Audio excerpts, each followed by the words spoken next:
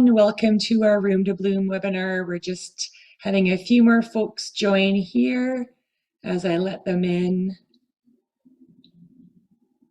Okay, I think we're going to try to get started here at 7 so we can all get out and enjoy this beautiful weather that we're having. I first want to start off just by saying welcome to everyone and to acknowledge that we are joining from the unceded territories of the Ktunaxa, the Syilx, the Secwepemc, and the Sinixt First Nations. So you can do the next slide, please. My name is Lori Frankham, and I'm the Education Program Coordinator with the Central Kootenay Invasive Species Society. So you can just hit the next one there too, Bren. Sorry, I have someone else operating the slideshow, so I'm just telling them how to run it. So we're a nonprofit organization that has a mission to protect our ecosystems and the economy and communities by trying to reduce the harmful impacts of invasive species. We operate within the RDCK and the RDKB areas A and B. Next slide, please. So before we hand it off to our guest speaker, I just want to go over a couple housekeeping. For those of you who've not been on Zoom before, it looks like you all are sort of following the instructions. So we are asking you just to stay on mute and the video off just so we can hear what our presenter is saying. If a question does come up throughout the presentation, if you can just use the chat box, that would be wonderful, I think. Or if you wanted to raise your hand, there's not a huge group of us, so we can unmute if need be, if that's easier for you. At the end of the presentation, we'll have 15 or 20 minutes in order to answer any questions that you have that come up. Just keep in mind the webinar is going to be recorded and it's going to be available online. We are going to be sending out a follow-up email with the recording and some resources so you can sort of sit back and just take it all in. If you want to take notes, by all means do so, but not necessary. Included in that email is also going to be a survey. So we are a nonprofit that is always looking for feedback, how to improve our webinars and our outreach. And another big reason we collect it is we do pass along this information to our funders so that we can continue to offer educational opportunities like this EcoGarden webinar. So you can do the next slide, please. Okay, so now I'd like to introduce our guest speaker, Bren Beckwith. She is a plant ecologist and ethno-ecologist and has helped people connect to and incorporate native plants into home gardens and ecological restoration sites in both BC and California for nearly 35 years. Her company, Kinseed Ecologies, she started with her partner, Valerie Huff, in 2019, and it offers native plant seeds, ecological restoration and gardening consulting, and native plant propagation services in the BC interior. So CKISS has partnered with Kinseed on some projects, and it's been really a great partnership, and we're really happy with it. She's also a senior scientist with the Pollination Pathway Climate Adaptation Initiative, which is a signature program of the Kootenay Native Plant Society, which is also a great nonprofit worth checking out. As well, she's an adjunct professor with the School of Environmental Studies at the University of Victoria and a faculty researcher with Selkirk Innovates at Selkirk College. So a wealth of experience that she's bringing to us today. When she's not on the Kootenay trails, enjoying plants or collecting seeds, she can be found working with her in her native plant garden at her home-based nursery in Nelson. So now I'd like to pass it off to Bren to share her knowledge with us and how we can start or enhance our eco gardens. So take it away, Bren. All right. Thank you very much. Can you hear me okay, Lori?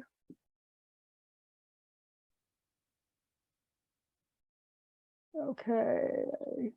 Let's do that. I'll get rid of that so I don't have to do that anymore. I will advance the slide. Okay. Whew. All right. I got the administrative part done. I can move on to the presentation part. Hello. Hi, everyone. Oh, my goodness. I'd be outside too if I wasn't here. Yeah, we've just shifted from winter into summer here in the last week, haven't we? Okay, so Room to Bloom. This is a spring EcoGarden webinar for CKISS. I'd like to thank CKISS and Lori in particular for this opportunity to come and speak with you all tonight. And I'm really looking forward to what I have to share with you. And I'm really hoping that it will provide some new information. I recognize a few people present tonight, and I know you're already well on your way to becoming excellent ecological gardeners. But hopefully I have one or two new things for you. And yeah, and hopefully it's inspirational. And so let's get rolling, because we have some slides to get through here. Okay, here we go. All right, I'm going to go like that. All right, so an overview of the webinar this evening. An introduction, so background information, some theory. So kind of where we're at. Introduction to ecological gardening, or what I'm shifting over and calling ecologically minded approach to gardening, and native plants. So we're going to have talk a little bit about native plants in general. But then, let's just get right into it. It is spring. I know, especially with weather like this, we really do want to be out there in our gardens, don't we? So how do we get started, right? Some of you probably are just chomping at the bit to get out there and say, okay, I want to do something. All right, so we're going to talk about that. And then I have some lists. I know we all like lists, so I have lists. They're short though, they're only 3 things at the end. So all right, so that's kind of the overview of the next 40 minutes. Okay, so the doom and gloom, right? So I know if you're like me, we are getting hit by environmental crises, right? What I see, as an ecologist is, the habitat loss of biodiversity. We're hearing about it more and more on the news, right? And what happened in Montreal, and how the world is now realizing that we're in this crisis. What are we going to do about it? But all of that, you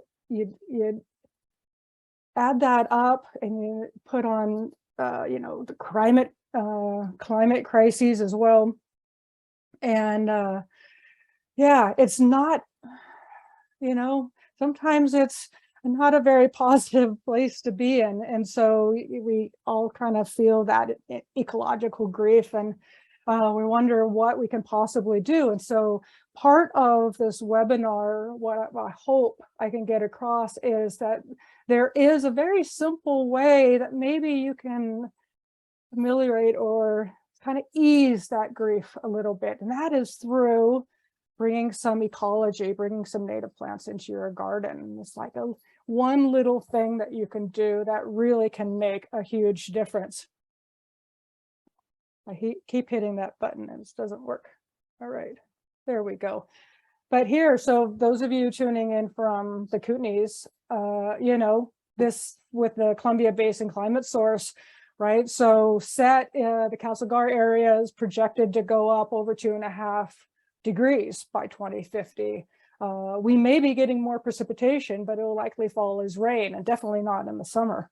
And so, we are seeing a very different climate coming our way. So you layer that with the habitat loss and degradation and fragmentation, and we really do need to start shifting how we approach gardening, how we look at the wilderness around us, how we value plants.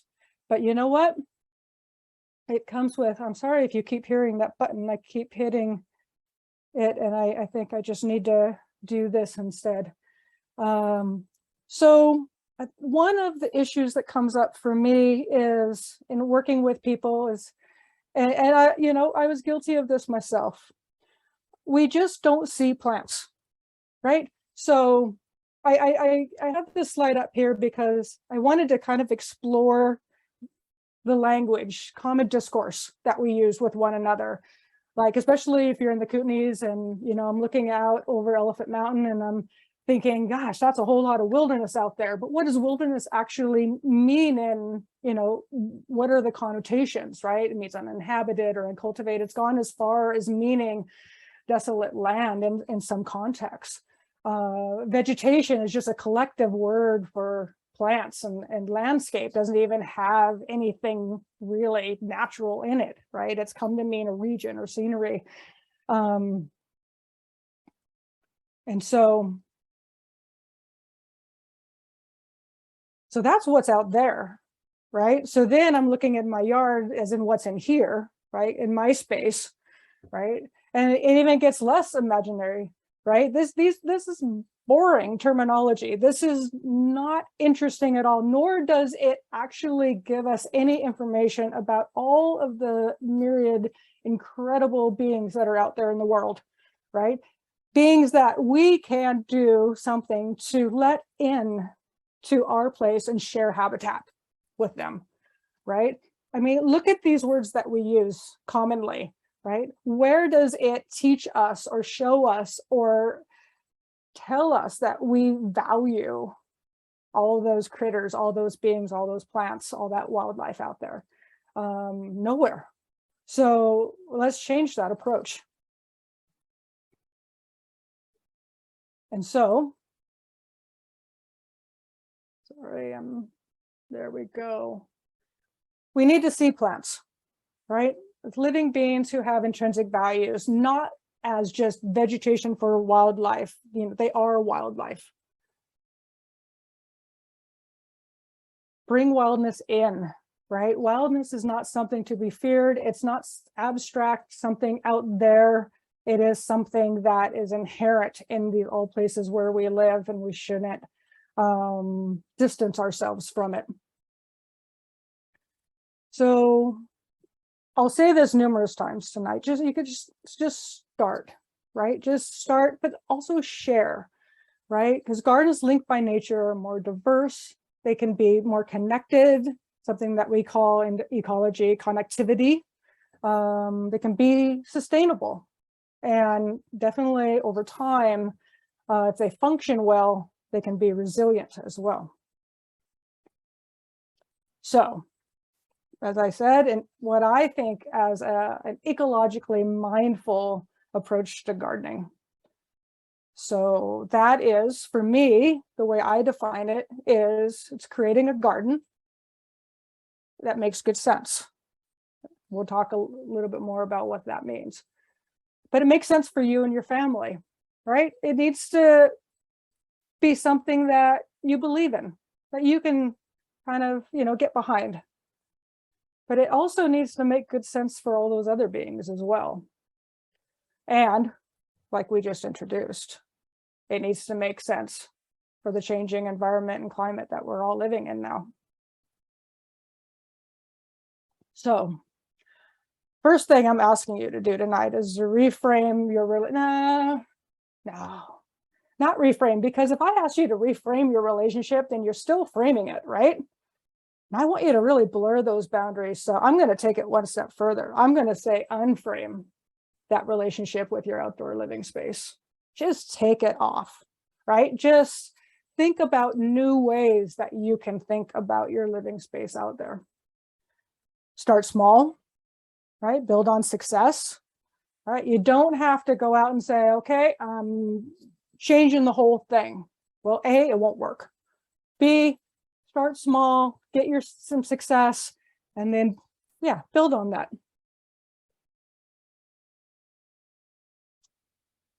You're going to have to let some things go, right? What you think you know, there you go, there's the next one.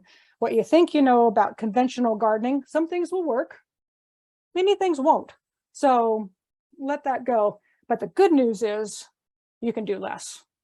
So you gotta tweak your methods a bit, but you could actually do less, and that will be beneficial for you and your yard. So what I'm saying is that everybody is going to have their own hybrid approach, and that's perfectly wonderful, right? So find your own pace, right? You could just garden. Just gardening is fine.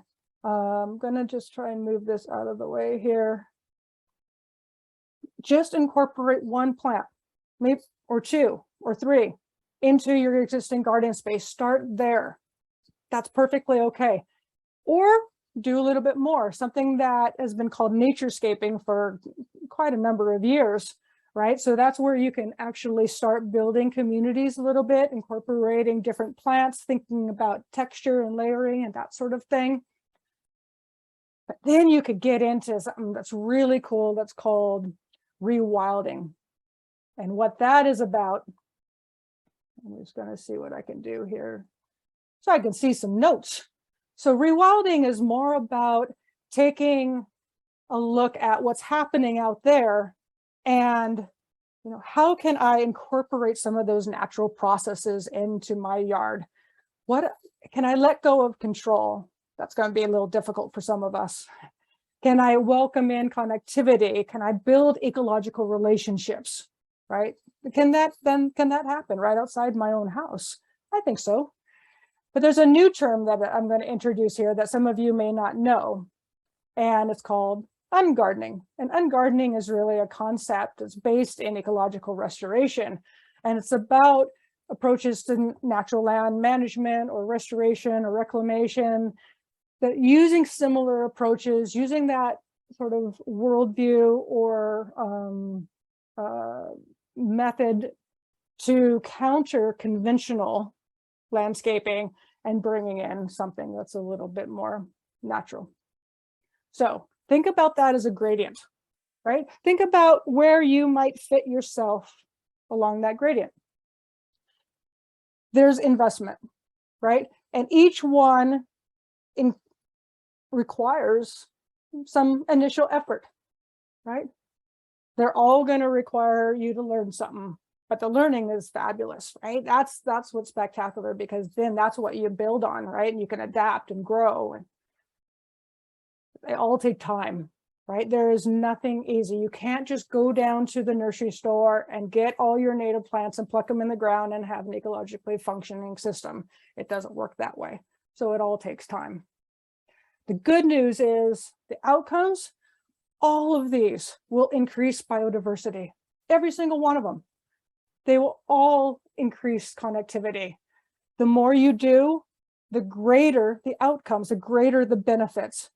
And they all can play a role in the sustainability of you, your family, your yard, your home space, right? So all of them can fit. It just depends on where you fit and how you want to approach ecological gardening. I got to stop hitting that button. Okay. So Lori wanted me to cover off some information from the CKISS perspective. So I thought I'd do that. So let's bring it back to this whole idea of EcoGarden, right? What I might be calling ecological gardening, right? CKISS has adopted the EcoGarden name. So some of the principles: climate smart, choosing plants that are going to support resilient ecosystems in the face of climate change. Makes sense. But water smart kind of goes along with climate smart, doesn't it? Right? So drought tolerant plants use less irrigation, survive, with increasing heat, especially in the drought that we're going to have in the summertime. Fire smart, right? That's going to get even more and more important as we go along here, because we know that, we don't even have summer anymore. We have the fire season or the smoke season.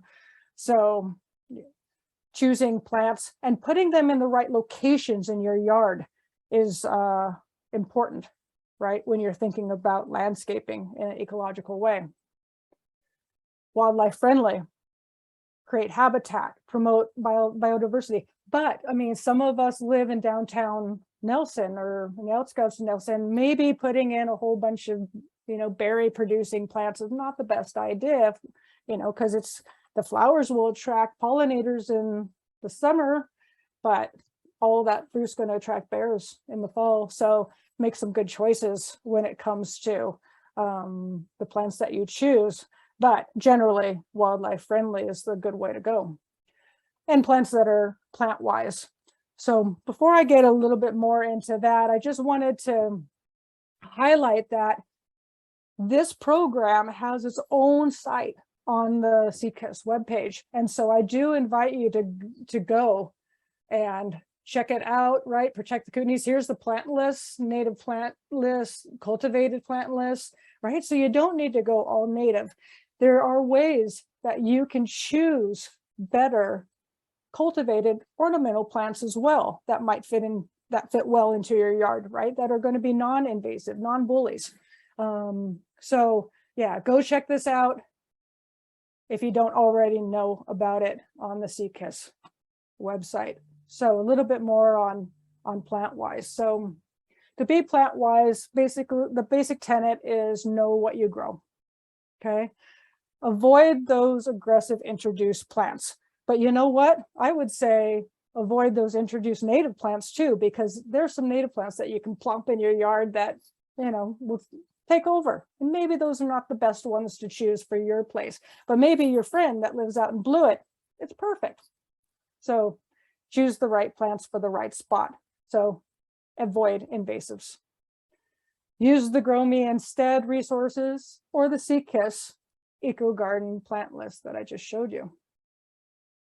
Avoid getting plants from public spaces. That's just pretty much really good advice, hands down, because don't get wild plants from wild areas, because leave them where they are. You're going to try and transplant them. They're going to die, likely. And so probably the best thing to do is to leave them be, enjoy them where they grow, let them continue flourishing where they've always been, right? But also don't go out and just get plants that have been dumped on the roadsides or in just disturbed places too. Those are often the plants that are a little bit more hardy, are a little bit more invasive, and we don't want to spread those around. Control and dispose properly of invasive species. We're going to get to disposal a little bit in the next slide, but definitely if you do have plants in your yard that you're trying to get rid of, do not let them reproduce. And ask your local greenhouse, your local nursery, like, where are your plants coming from, right? Can you stock more native plants? How do you know that they're native? Where do they come from, right? So think about, you know, how we can be advocates for making good choices with plants, not just native plants, but non-invasive ornamental plants as well. So a few notes about proper disposal. Just learn the best management practices for how to do that. If you are in doubt, you know, bag up those invasive species, those invasive plants into transparent bags, get them to the landfill. There's no dumping fees. Take them to the landfill, drop them off there. Do not put any noxious weeds in. If you have curbside collection, if you're lucky enough to have that, don't put them in there. Don't put them in the lawn yard waste. Certainly don't put them in your compost. They'll probably take off and do quite well in that energy-rich environment of your compost. So don't put them in there either. And certainly, like I was saying with those disturbed places earlier, you know, don't just go off just because you think you're going to have to pay something to dump them off at the dump and drive up a forestry road and dump them up there. Don't put them in public parks or anywhere else. You know, take responsibility for the plants that you don't want and take them to the appropriate place to get rid of them. And if you have any questions at all about any invasive species, of course, reach out to the Central Kootenay Invasive Species Society. All right. So let's get back to talking about some native plants. So what is a native plant? A native plant is a plant that occurs in a region, and it always has occurred in that region, and it's occurred in it long enough that it has learned as a plant can learn, it has adapted over time to the environmental, the climatic cues and the pressures, the systems that are in place in that area. And because it has, and it builds up that resilience that's in its very genes, it's in the genetic structure of these plants, right? That's what a native plant is. It has everything it needs for adaptation in its very genetic structure. And because of that, it has built these amazing co-evolution relationships with other beings like pollinators, and some plants go as far as, you know, having co-evolution relationships with indigenous people as well. And who knows how many other beings with mycorrhizae fungi, right? It's all about connections. It's all about relationships, and that's what native plants, that's why they're so cool, and that's why they're so interesting, but it's also why they're so incredibly important to keep in wild spaces and to think about incorporating into our own yards. So let's talk a little bit about, remember out there in the wilderness, those native plants? Well, everywhere they grow, native plants maintain ecological health and function. They really are the foundation of ecosystems, right? When ecosystems function well, that means there's a full complement of native plants available to allow that to happen. Native plants contribute to climate adaptation. We've heard about, you know, being good carbon sources or carbon sinks, right? Holding on to that carbon, the forests, but meadows can do that too, right? Estuaries do that, right? The riparian corridors can do that. All these places that have lush native plant communities have the ability to adapt to climate and contribute to climate adaptation, and supported and inspired people for thousands of years. So now let's talk about the native plant virtues in here, in our gardens, right? So some of you will probably already have a good idea of what's going to be on this list. Well, where they are in their yard, you know, they can contribute to water conservation. They can be water wise, right? They could also be fire smart, climate smart, right? That's why we're talking about this tonight around this EcoGarden set of principles. Often, not always, they can be maintained with less inputs. Enhanced local biodiversity, we already talked about that, and species connections. Aid in ecological functioning. So that's important because when an ecosystem or a community is functioning well, then it is sustainable, it's resilient, right? It can withstand different perturbations and different stresses that the climate, perhaps, or environment can put upon it. So function is important. And support and inspire you, just like native plants have all people, where people have lived for thousands of years. Let them inspire you as well. But it's not that easy, right? And that's why we're having this webinar. If it was so easy, you'd probably all be doing this and you'd be out in the sunshine and not watching me. So native plants are limited in selection. Many of you know that already, because I know you, and if I know you, then you know we've talked about the limitations of native plants. So they tend to be more expensive, rightfully so. Actually, they're very hard to come by.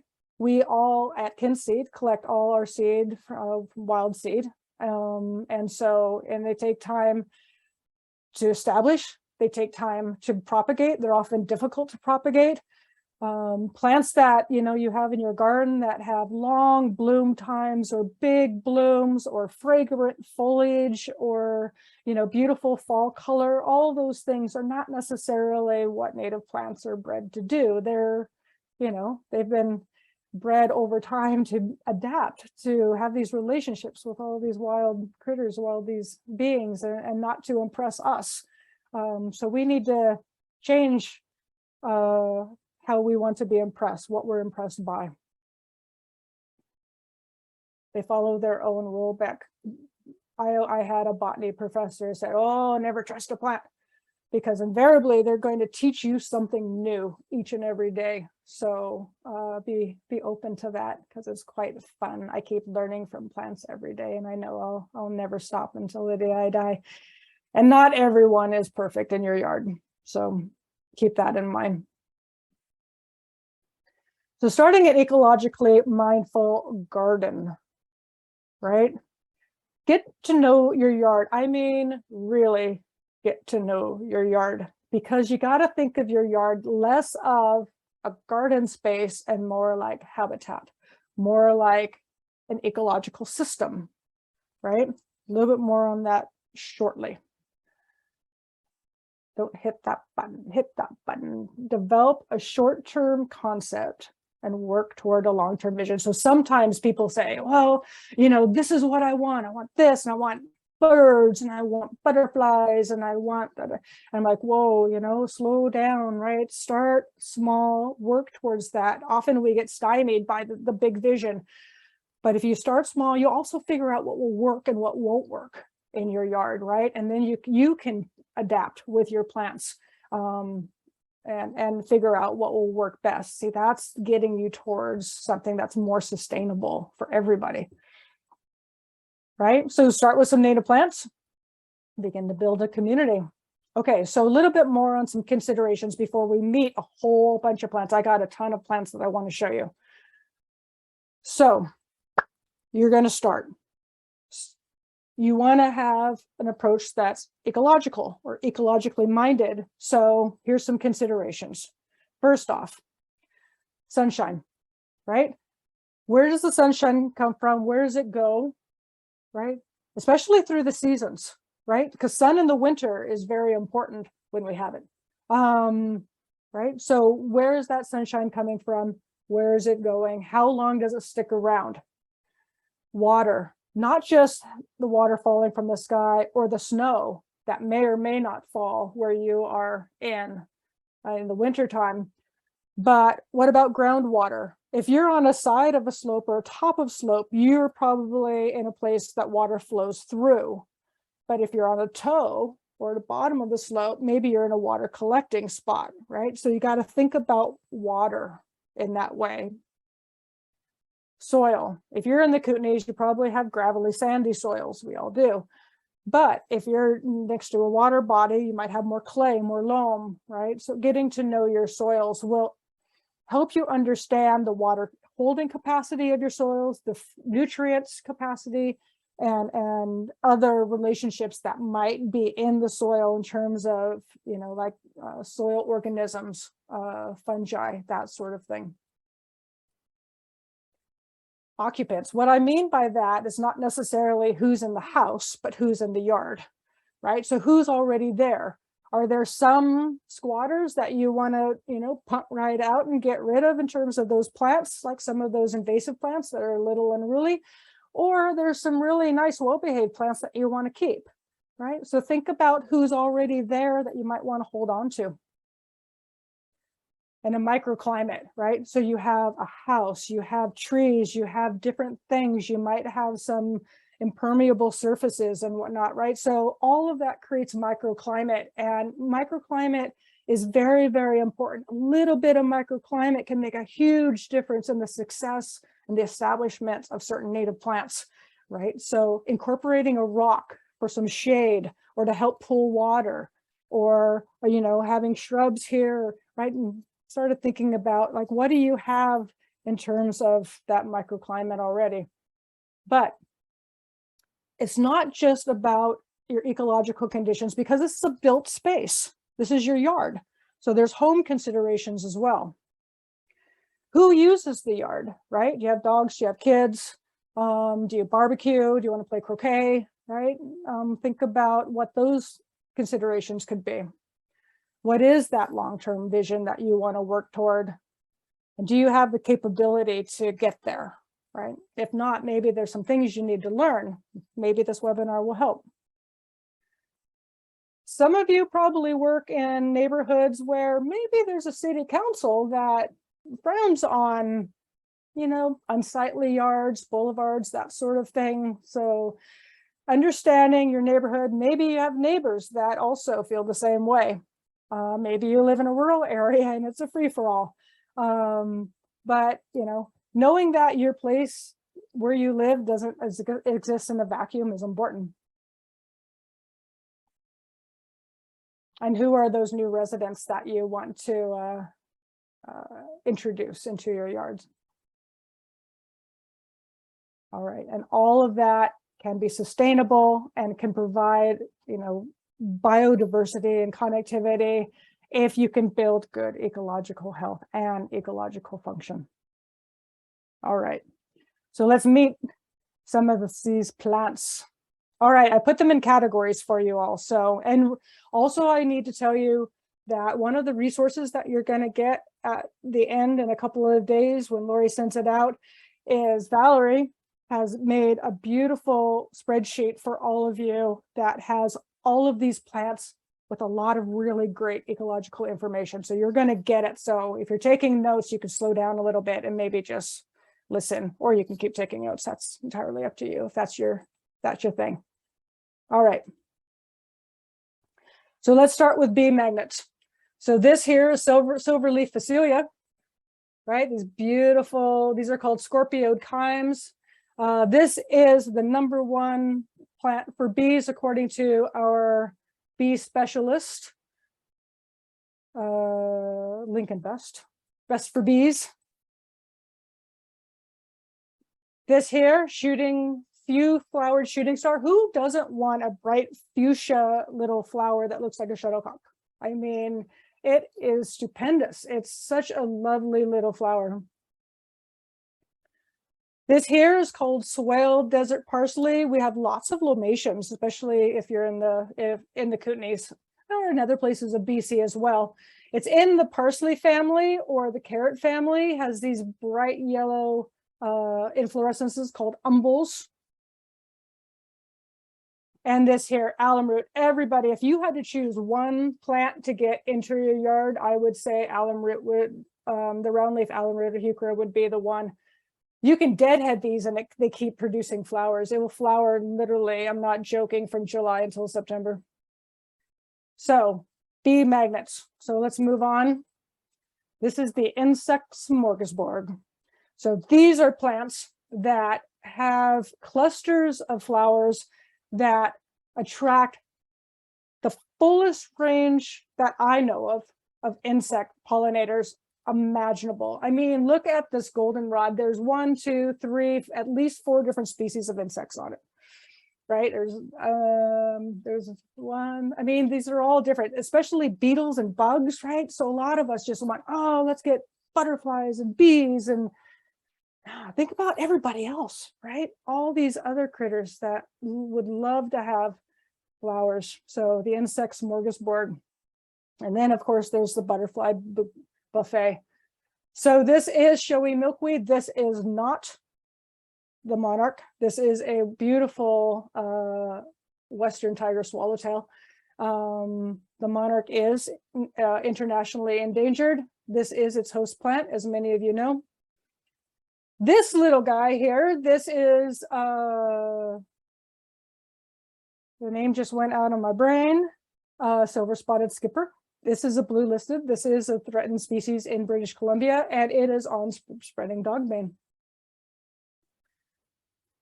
All the fleabanes, all the asters, get them.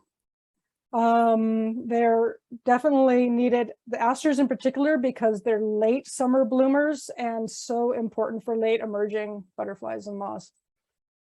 Also in the same family as the brown-eyed Susan. So that's the butterfly buffet. People always ask me for ground covers, so I can't recommend Old Man's Whiskers enough. Look at how cool this is. These are the flowers. And then later on, it gets these really cool hippie heads. That is actually a term that we use in botany. And there's a few species that are relatives of this that kind of have that sort of Einstein hair look to them. Really feathery looking foliage, really quite lovely. This is yellow penstemon. We do have a number of penstemons in the West Kootenay. This one is about a foot and a half tall. Beautiful white to cream colored flowers, really tightly clustered. Really quite a lovely little penstemon.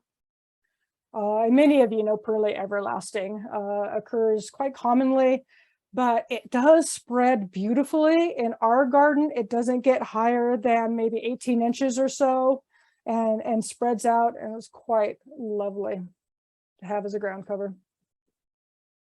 I threw in some geophytes and some grasses. So what is a geophyte? A geophyte is literally geo-earth phyte plant.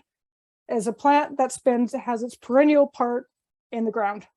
And so many of them also fall under the category of a graminoid, which is a ecology term for plants that look like grasses, essentially.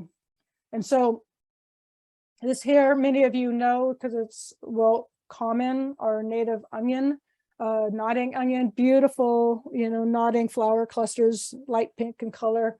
All parts of the onion are edible. Please, please, please, though, if you are out hiking, we have a plant called death camas. You do not, trust me, want to mistake the two. If it smells like an onion, it's an onion.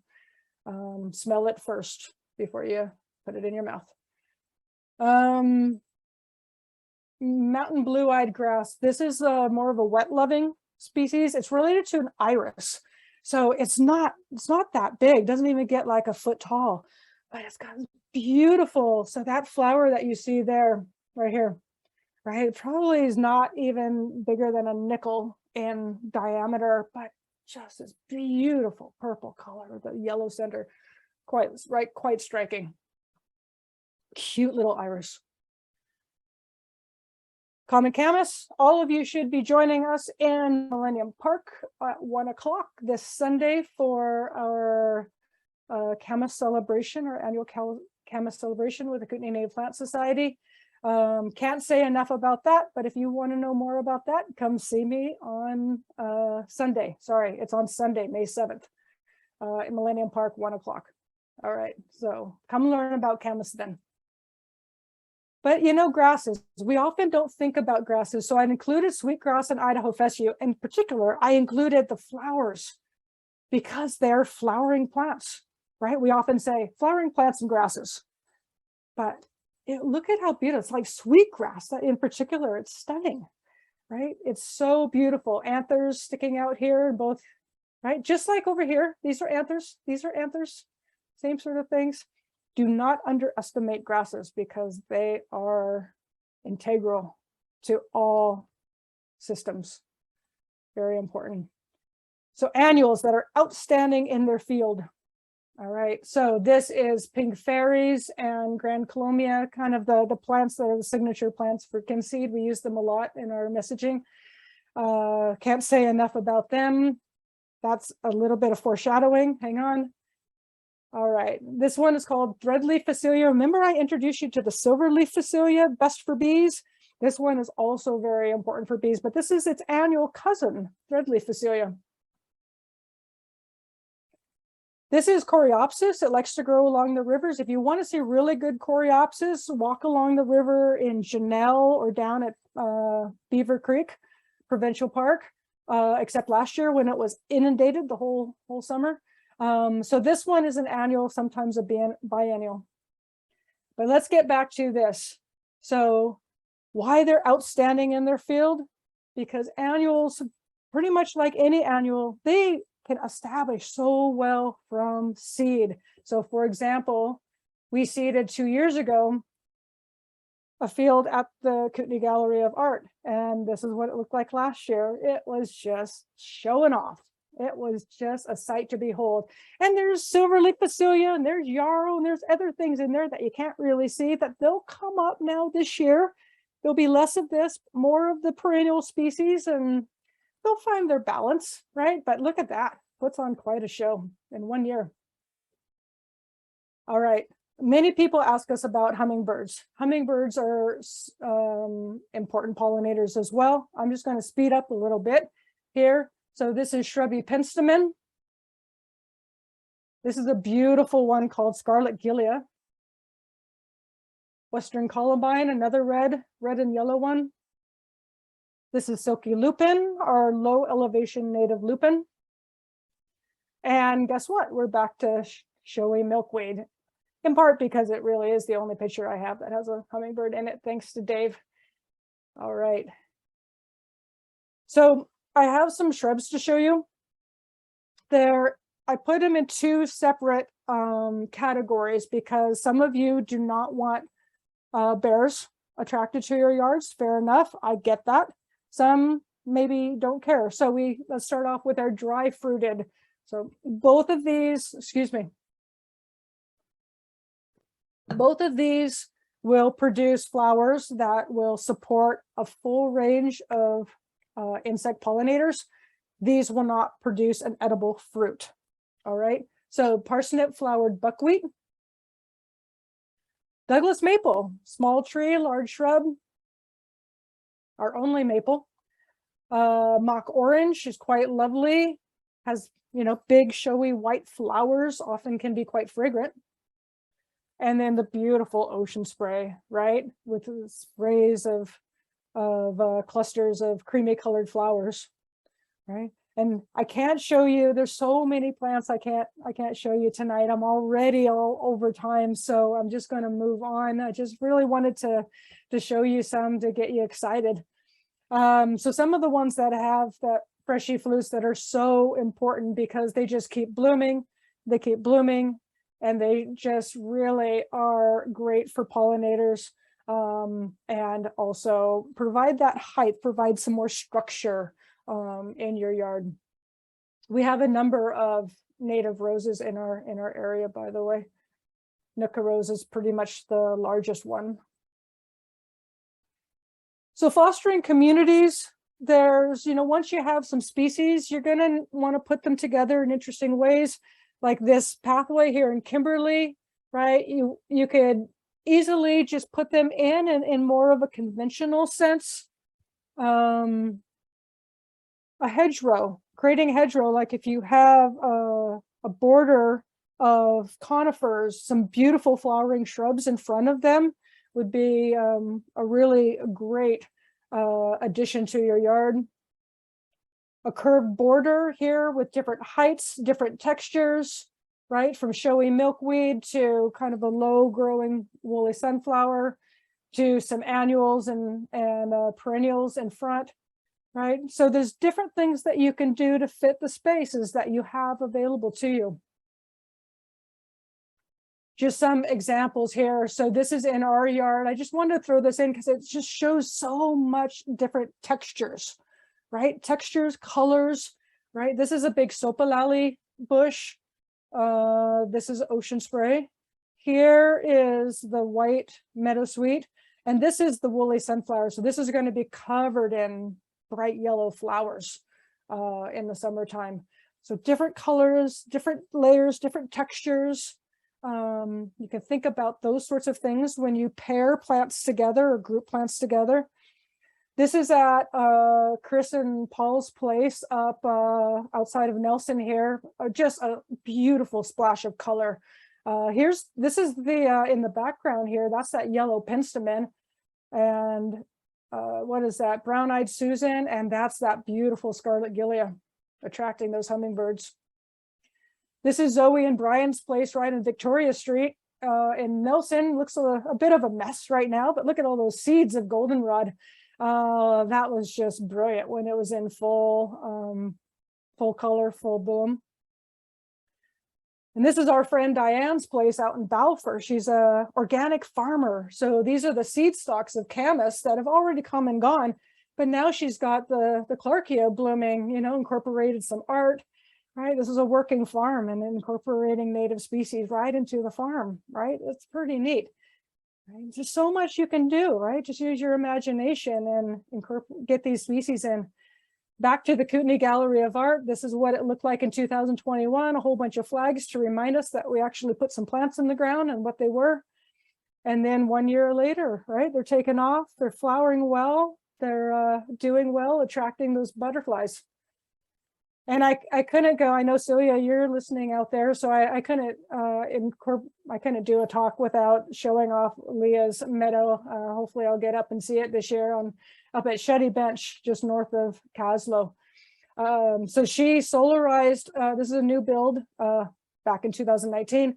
And in 2 years, she was able to create quite a meadow. And I'm sure knowing Leah and her green thumb, it looks even more spectacular in 2023, or it will. So there is a lot that can be done. All areas require work. All right, so what does that look like? I don't have time and I didn't go into this, but I know some of you want to transform lawn, right? You have lawn and you're like, oh, what do I do with lawn? Do I have to dig it out? Well, no, you don't, right? So I put together 4 slides that will help you think about what you can do with your lawn. Okay, so let's do that. The ecological transformation of lawn. You can incorporate native plants into your lawn. You can remove your lawn entirely. You can solarize or you can sheet mulch. I don't have time to go into all these, but this is what I wanted to show you. In terms of the investment of incorporation, where you can plunk in yarrow. Yarrow is great in the lawn, actually. The initial effort, very minimal, but it will require additional effort over time because you need to find that balance between your lawn grasses and the plants that you're introducing. The know-how, very little, right? Get some plants, you got to find the right plants that are going to work in a lawn. It's going to take time, right? Because it's going to evolve and those plants are going to adapt over time. So it does take time. Removal. As you can guess, the initial effort is huge, right? It can be huge depending on your site. Know-how, dig it out. Not a lot of know-how. Depending on the site and how big it is, may take some time or may not. Solarization, putting down plastic. In the initial effort, you know how to put down plastic and where to put it and how to do it and keep it down. Low effort, low know-how. To do it well, that plastic needs to be down in most sites for a year to 2 years. So it does take some time. And then finally, sheet mulching. Sheet mulching I like because the initial effort, you got to get all the materials and then you got to layer them, but you could plant in the top of it, right? So that's why the time is less. And know how, once you get those layers of your lasagna layering, then you're off to the races, right? And you can start transforming your lawn into a functioning ecological space. That lawn will be gone within 3 years underneath and incorporated beautiful soil. So all of these can lead to greater biodiversity, connectivity, sustainability, whether you choose to incorporate or to sheet mulch or to remove it all or just to put plastic on it because you don't have the labor, you don't have the time, then it'll work. It will work, but you will need time. And I hate to break it to you, you will need to weed. Every single one of them. Sorry. Weeding happens. All right, so let's get to our list and get done and get on to some questions. Okay. 3 things you can do for bees right now. Leave the leaves. That also means leave the stems. Leave some ground. Where I'm going with this is that bees need habitat. We all say, oh, we want to plant these, silverleaf phacelia and heuchera for bees, but they need habitat. 70% of the bees in British Columbia nest in the ground. They like to be, some of them, the rest of the 30% will find hollow stems. The rest of them will be underneath the leaves or in your lawn, right? Mowing higher and less frequently, incorporating yarrow and other plants into your lawn if you have to have it, means that there's more flowers for those bees, right? So those are really easy things that you can do right now. What can you do for butterflies? These are puddling pale swallowtails. They're just, I'm sure you've all seen this, right? When butterflies puddle, that's what it's called, puddling. Cool, hey? They flutter, they puddle, butterflies do all kinds of cool things. Plant a host plant, right? So butterflies go through these stages, these larval stages called instars, right? They're very vulnerable at that time, hence do not include insecticides on your annual garden regime. So, plant a chokecherry if you want to support, as a host plant, a larval plant for, say, a Lorkman's admiral. Put milkweed in the ground for monarchs, Douglas's aster for northern crescent, but grasses too, right? Not just shrubs and perennials, but grasses like Idaho fescue could be a host plant for common roadside skipper, for common wood nymph, for common ringlet, right? So many butterflies in their larval stages rely on grasses, they rely on shrubs, they rely on all different kinds of plants. So plant a host plant, get some moisture out there for some puddling. And please, please, I know many of you don't already use pesticides, but that is probably one of the main causes of killing of both adult and larval phases of butterflies is the use of pesticides. 3 things you can do for native plants. Get to know them in the wild.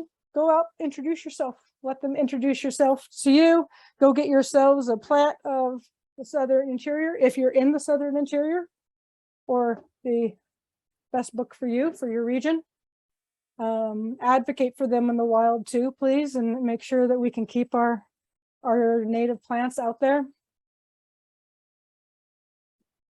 Again, just like Lori had me put in the CKISS slides, you know, ask your nursery, get ecotypic, like get seeds, get plants from your region, because those plants have the genetic variability to support native insects and the best resilience for our ecosystems in an uncertain future. Start small. Here's one plant.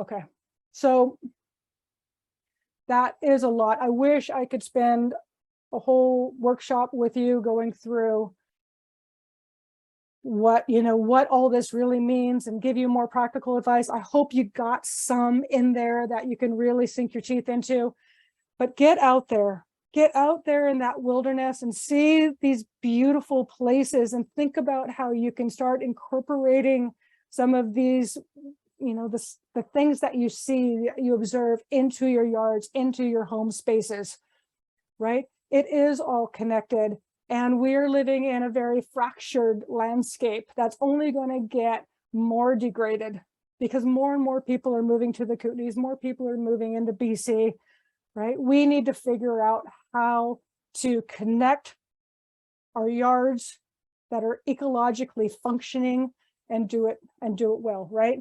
And build biodiversity. So I will leave you with this.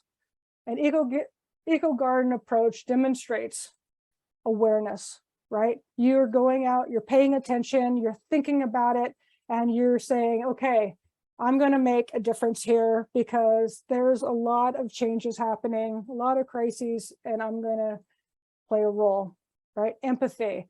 I'm going to open up my yard. I'm going to create habitat. I'm going to share my living space, my outdoor living space with other critters, other beings.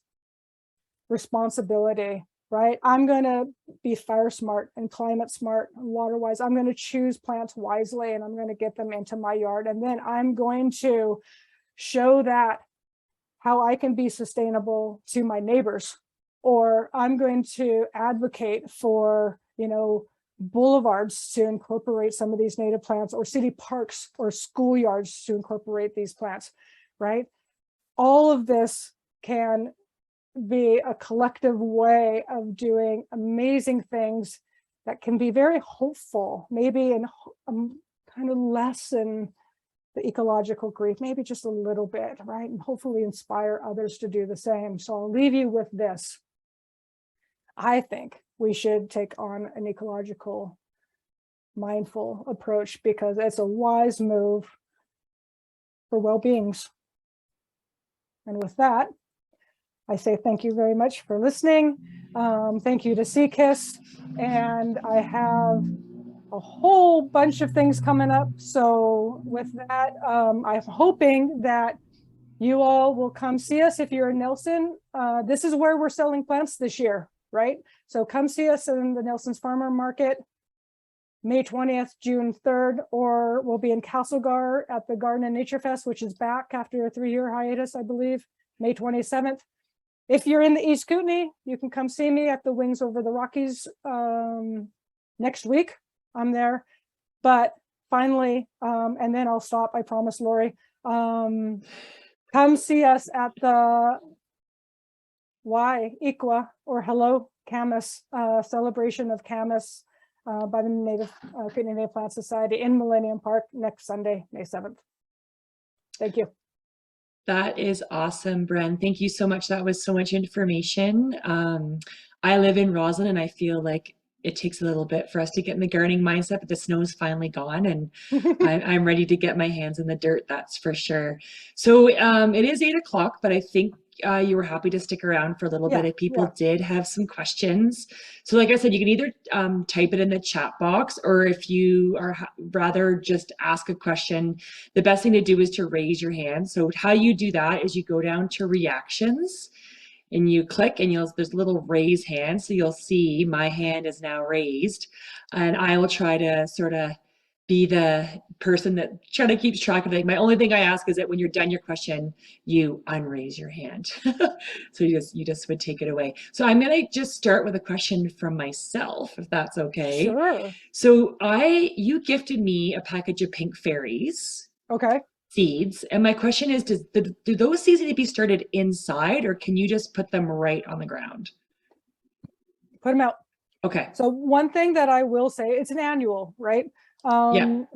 So one thing that I didn't mention, and this is, so two things. One is seeds and plants of native species are best to go out into their forever home in the fall.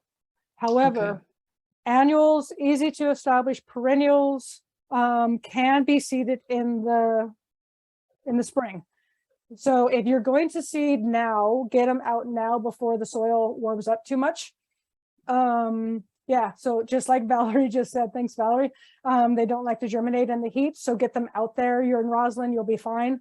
And so the other thing I would say is, unlike many of some other plants that you might know, when you put seeds of native species out, think about how it happens in nature, right? They fall to the ground, and then often leaf litter or something gets on top, but they don't get packed in with dirt, right? So a lot of our native seeds can come right down to the soil. You could rough them up a little bit so they have what we call good seed soil contact, but pretty much get them out. If you're seeding now, in most places, yeah, seed now or hold on until fall. Okay, great advice. So there is a question from Nat who's wondering about more edibles by humans, not by our little critters out there, native species. So is there any recommendations you have for some more edible native species? Oh my.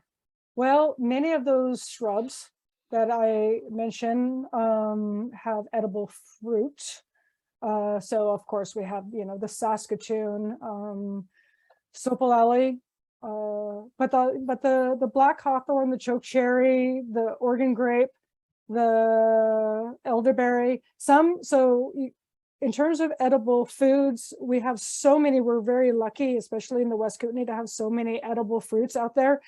Valerie and I often go hiking, and one time we were hiking out at Kootenay Creek, Kootenay Glacier, anyway, out there that way. And we had, what was it, Valerie? Like a 12 berry day. We rank our hikes on how many different berries we can eat.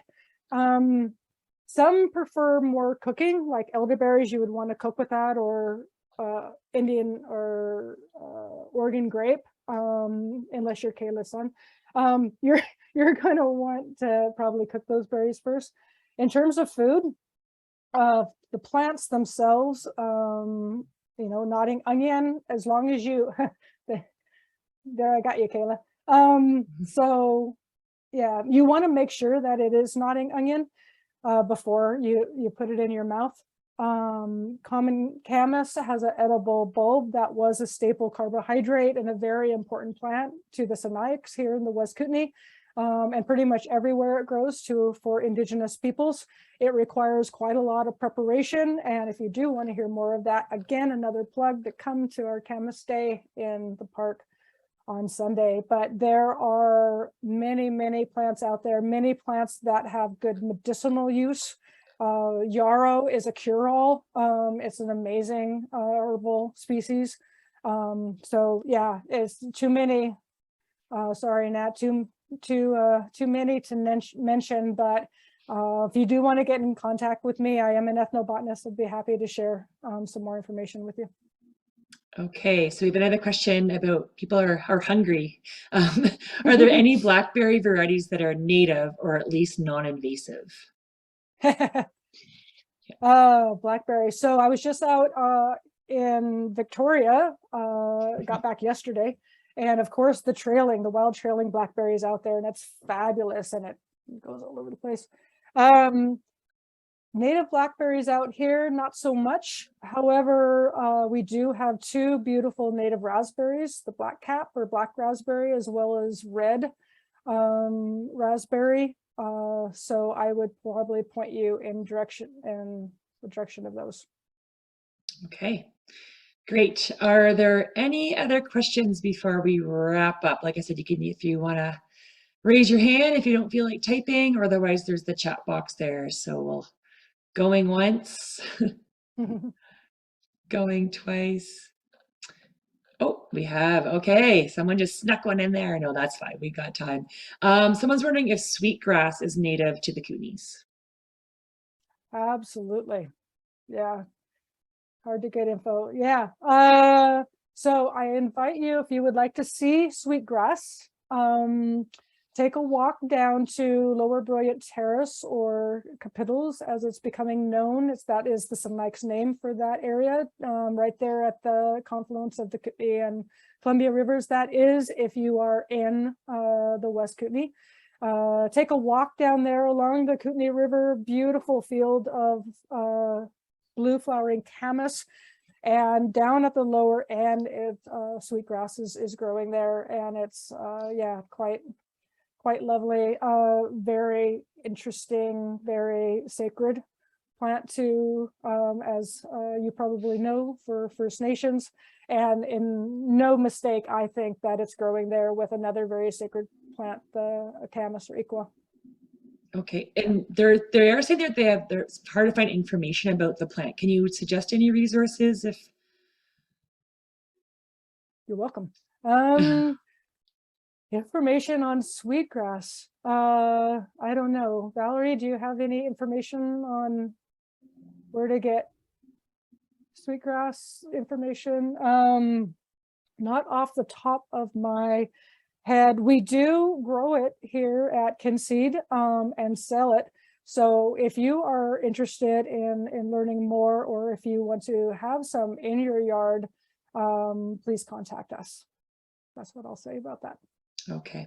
Okay, so Valerie said check. So if you don't know, a really, really good resource to try to learn more about plants is to just go into your Google search engine on the computer and type eFlora BC, and you'll get lots of information about plants in British Columbia. Okay, great. And can you recommend any apps for phone for plant ID? Do you use anything like that yourself? Oh my gosh. Yeah. Yeah, all of us, we should just have a giant bio blitz in the Kootenays. Well, everybody should. So, oh, you can't see it. Anyway, so iNaturalist. So if where I was going with that is because, you know, we are in a biodiversity crisis, it'd be good to record more about what, you know, the diversity that we have in our various regions. And so getting the iNaturalist app on your phone is a very good idea. And you could do two things. You could look up, as long as you have cellular coverage, you can look up what species are, not limited to only plants. But they also have a sister app called Seek, S-E-E-K. And the great thing with Seek is it's got pretty much the same database as iNaturalist, but when you can use it without being in cell coverage, you can use it independently with no matter where you are. It will get you close, and you got to keep in mind that a lot of the common names and plant species associated with that are from the States. So it might get you close, but still close is better than not knowing at all. So I would recommend both iNaturalist and Seek for your phone, and I use them regularly.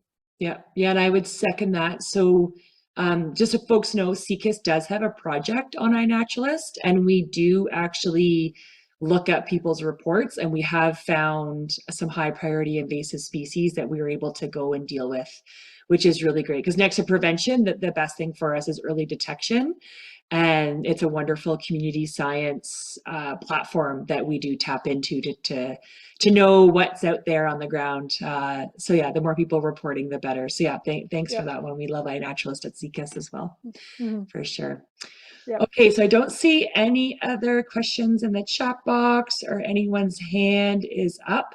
So just a reminder to check your inbox in the next couple of days. You'll get sent a recording and definitely that plant list that Bren was talking about, as well as some links to the EcoGarden plant list and PlantWise and Grow Me Instead brochures. So we'll definitely send you some things your way that you can use in order to be ecologically minded when you're gardening this beautiful spring and summer. So thanks so much, Bren, and Kinseed Ecologies for all you do. And we look forward to an awesome year.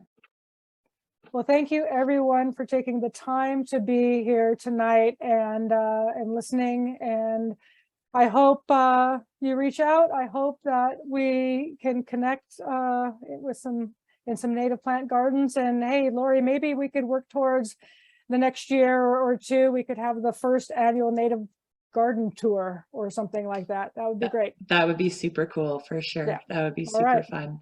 Okay, thanks everyone. Have a nice night. Take care. Bye-bye. Thank you.